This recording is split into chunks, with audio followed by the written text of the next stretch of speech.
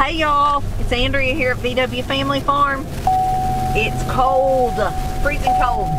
We are actually just going around to the back of our farm. We're not going very far, so don't be alarmed that I'm driving. And we are waiting on my aunt and uncle to get here with a new member of our farm that we purchased that they are bringing to us. So we are taking y'all along with us.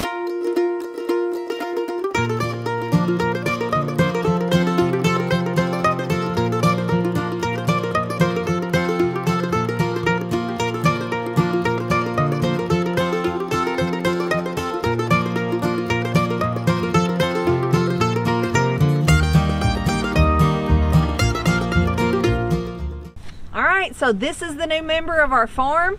It's a new bull, obviously.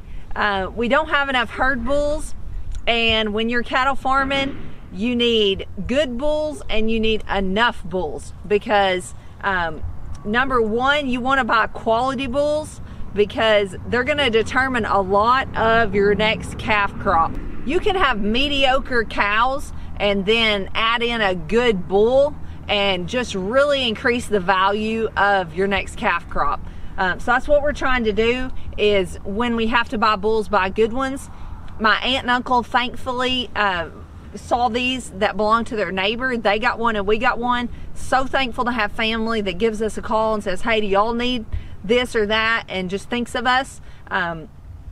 Come to find out, these are some really good bulls. Black Baldies, those are really profitable here, especially in the South, raising for beef. And so that is what we're doing. And so we're tickled to have him. So he's gonna hang out here in the corral. He's got water and he'll just be in here a few hours until Ben gets home. And then we're gonna decide which herd of cows to put him with, and we will take him and deliver him to his ladies. So we're gonna head inside and get warm until Ben gets home a little bit later. Actually, that's a lie. We're gonna go feed chickens and do other chores, and then we'll head inside.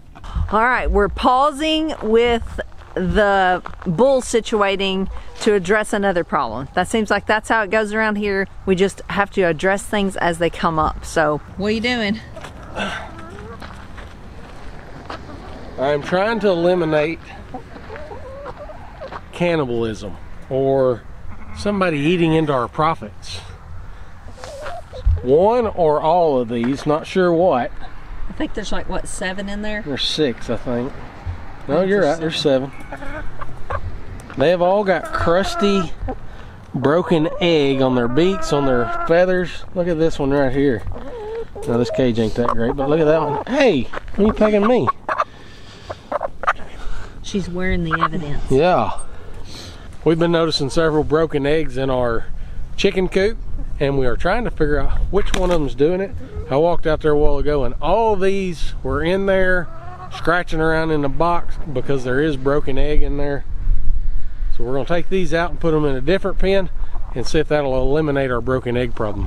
Which a lot of people say that's a deficiency in something. So I don't know, it could be, but it's just happened all of a sudden. They've been scratching around and I think they've broke a couple and got a taste of it, and they're just breaking them on purpose now and running out of the house with them and chasing each other. It's gotten crazy. And I'm not talking they're eating like an egg or two, they've eaten like a dozen. So that just can't happen, and they're fed plenty. In fact, right now they still have food left over every day, so they're not hungry. And we do feed them eggshells, so we try to give them the calcium they need. I know a lot of people feed oyster shell for just that reason, and that may be something I get to. It's never been necessary before.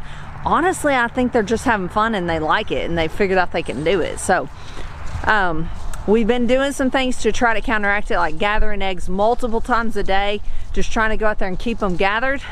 But for now, they're getting quarantined just to see if we can stop it.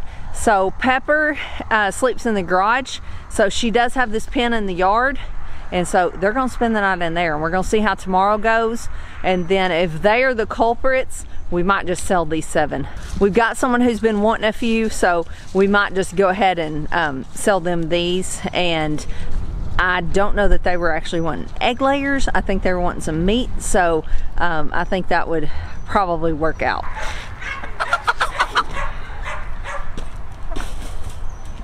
don't know if y'all can hear Pepper in the background. She's trying to tell them they're in her pen.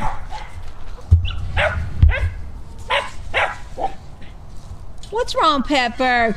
They in your pen? All right, we got the whole family out here trying to knock this out because I know it's pretty looking, the sky and stuff, but it's frigid. So Lane and Emily are going to set up a hot wire because over, let's see, way over there, that's the new bull. We're going to try to run him across that pasture into this pig pen. Let him live out there with the pigs for a bit. And Ben and I are going to separate so I can milk tomorrow. Most black baldies are a Hereford bull and usually a black Angus cow. Well, this bull, Ben told me when he got home, is actually out of a registered Hereford bull. So his dad has actually got really good bloodlines. I can't remember the name because sometimes on the registered things that doesn't mean a lot to me. But the guy was telling Ben that it really is a good bloodline. And then his mama is a Brangus. So he's a really good bull from some good bloodlines. And we're just really happy to have him. Well, we come out here to separate so Andrea could milk in the morning. And you see that right there? That's our Jersey bull and Miracle. And that's not what she needs right now. So we're going to try to separate her out tonight too with the calves. She may end up going back in the barn. Or I may put him over in the other pen too.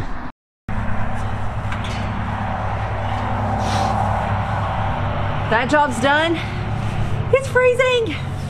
So we're gonna go get this bull over to the pasture where he'll have some hay and a pond, and we're gonna call it a night. All right, I don't know if y'all can hear our little Jersey bull. He is tore up wanting to fight this bull, which he's about half his size. It's hilarious, but Ben had a good idea. We're always shuffling bulls and cows around. We're thinking about go ahead and running him over to be with this bull for now, so he won't be by himself. And because this one, we're afraid he's gonna hurt Miracle before she gets fully back on her feet. So that way I could let her have free reign in the pasture and not worry about him being out here. So we may try to do that real quick.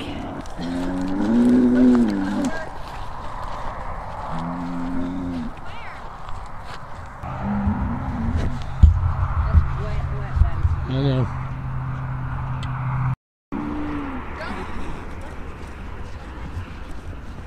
Yeah.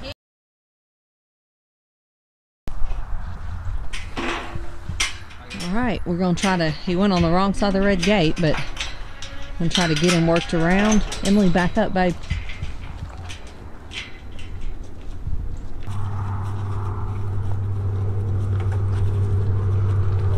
he goes.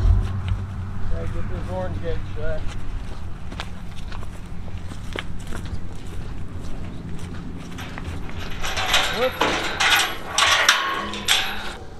So far, so good.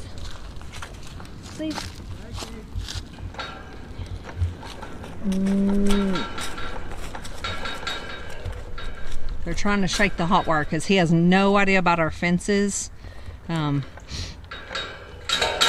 He's almost there. He'll go on, but they don't like to go through little gaps, and he's gonna have to.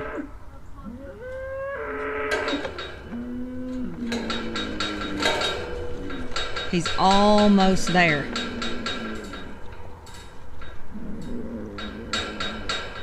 And he's in. That went so perfect. And now here's the other one up there. I don't know if y'all can see the dirt pile. He's up there rubbing on that. So Lane is sprinting. I don't know if y'all can see him way up there at the barn to get the hot wire back on. We've had multiple times throughout the years of having animals, not just cows, where we weren't completely prepared and you think your pen is secure and then you bring them home and they will just bust right out. We've chased animals literally for miles. Not chased, but looked for, I guess you'd say. So you always got to be ready because they will find a way out, under, over, through, doesn't matter. But looks like he's calmed down. Looks like Lane made it up there. Got the fence on. Calves are separated. This job is complete. I want to tell you one more thing before I wrap this up. The reason we are not putting him in with cows right now, our big herd here or any of our smaller herds across the road, some of them could use a bull. That's why we bought him. But we are trying to get on a better calving schedule. When we just had our small herd of, 25 cows or whatever it was, we had about 18 beef cows, but we had milk cows too. We were on a much better calving schedule. We would put our bulls in usually about 60 to 90 days, and we'd put them in like middle of May, early to middle of May. That meant our calving started roughly about middle of March, and then on from there about 60 to 90 days. And it was perfect. It worked out well for us. Now we'd like to work into having a spring calving schedule and fall. So we split it up about half in the spring, half in the fall. But these cows came that we bought about a year ago now. They were with a bull all the time. So when they would calve, as soon as they would come back into heat, they would be rebred. So they were there was cows calving all the time. And that's how it's been since they've been here. They've just now about all calved. We only had just a couple that never did calve, which is pretty good. But it's just a crazy schedule. We never know when to expect calves. And sometimes like coming upon it's January now, so like December, January, and then coming up on February, those are months we really don't want to have calves. So we're pulling bulls out in February, March, and April to avoid having calves December, January, and February, if that makes sense.